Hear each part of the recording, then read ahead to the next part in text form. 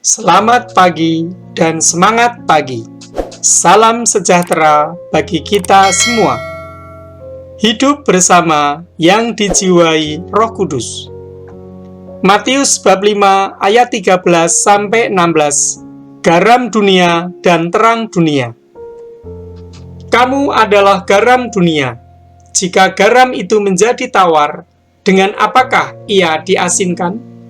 Tidak ada lagi gunanya selain dibuang dan diinjak orang. Kamu adalah terang dunia.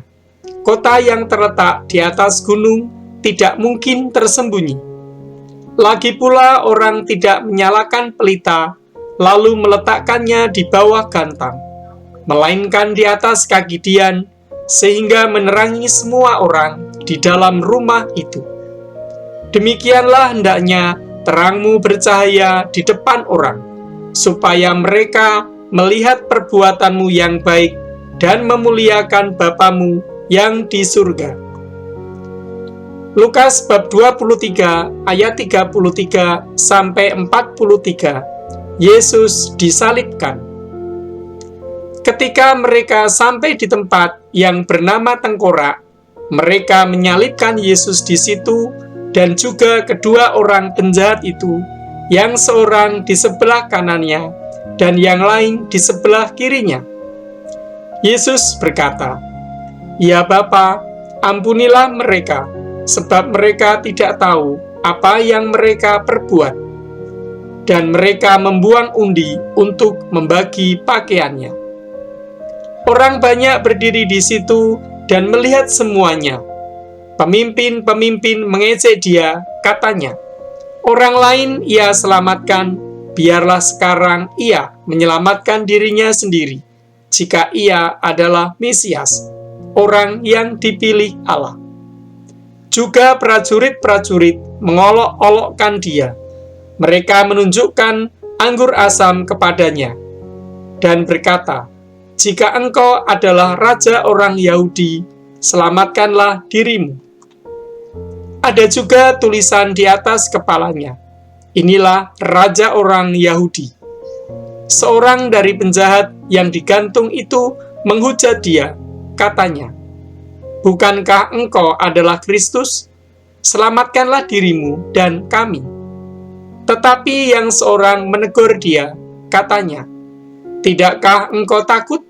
Juga tidak kepada Allah, sedang engkau menerima hukuman yang sama?" Kita memang selayaknya dihukum, sebab kita menerima balasan yang setimpal dengan perbuatan kita. Tetapi orang ini tidak berbuat sesuatu yang salah. Lalu ia berkata, "Yesus, ingatlah akan aku, apabila engkau datang sebagai Raja."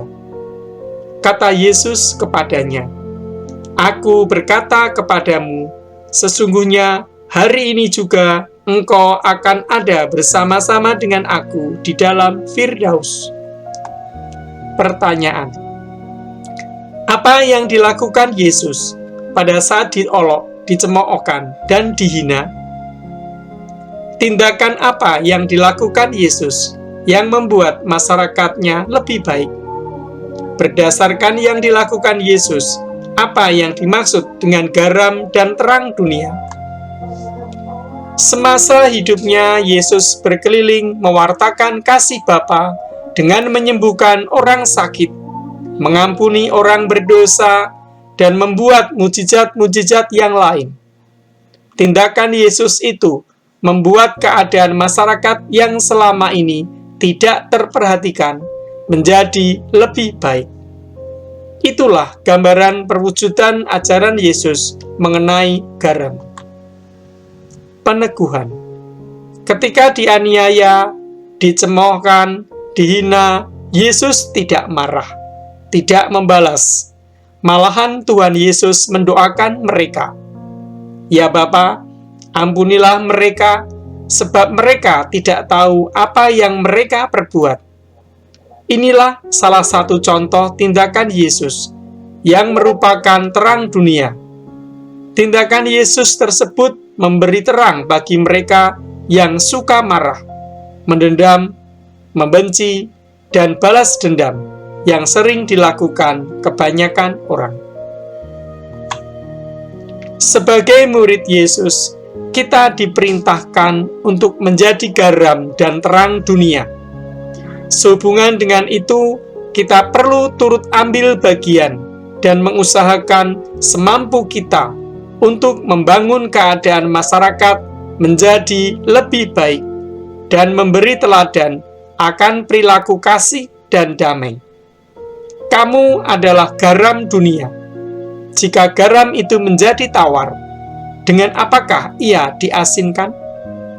Tidak ada lagi gunanya selain dibuang dan diinjak orang. Refleksi. Bagaimana sikapku ketika ada orang lain yang mencemoohku?